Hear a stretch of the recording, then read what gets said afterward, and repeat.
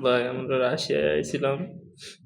আইছিলাম কনস্ট্রাকশনের কাজ করে পুরো টেকনোলজি একটা কোম্পানির কথা কয়ে আমাকে দেশের আনছে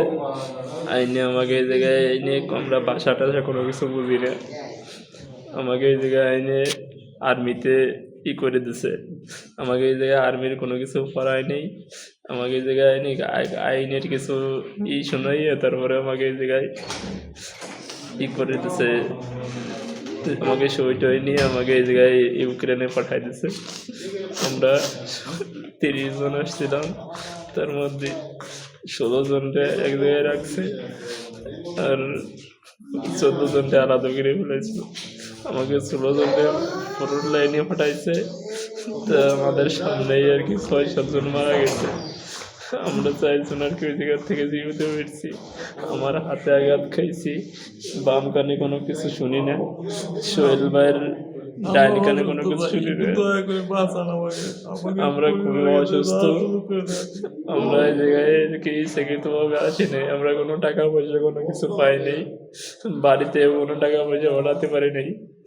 আমাদের এই জায়গা থেকে বাঁচান ভাই আল্লাহর ডাকতেছি খালি আমাদের উপর কি নির্যাতন করছে আমাদের খাবার দেয় না 3-4 দিন কোনো খাবার দেয়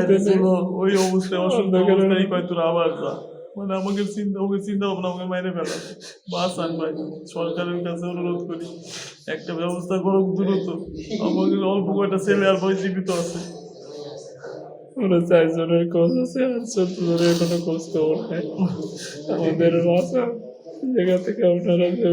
সরকারের কাছে আবেদন করে আমাদের জায়গা থেকে বাঁচান আমরা কোনো টাকা পয়সা করে কিছু চাই না আমরা টাকা পয়সা লোভ করে এখানে আসিনি আমরা দেশে ফিরে যেতে চাই আমাকে ফ্যামিলির কাছে আমাকে ফিরে নেন আমাদের দয়া করেন আমাদের এই জায়গায় আল্লাহ ছাড়া আর কেউ নাই আমাদের একটু দয়া করেন আপনারা একটু ওই জায়গায় এদেরকে কোনো কিছু কোনোভাবে করে আমাদের দেশে ফেরায় নেন আমরা দেশে যেতে চাই আমরা বাঁচতে চাই আমাদের বাঁচা 2 মাস মতো এক্সাম দেশে আছি কিন্তু সরকার থেকে এখন কোনো পদক্ষেপ পাইনি আমাকে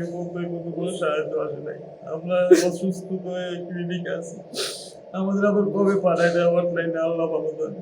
আমাকে একটু দ্রুত সাহায্য করেন এদের কোনো দয়া মায়া নাই এদের কোনো মায়া নাই এদের কোনো দয়া নাই এরা অসুস্থ অবস্থায় আমাদের টর্চার করে মারে আমাদের জায়গা থেকে বাঁচানো আমরা বাঁচতে চাই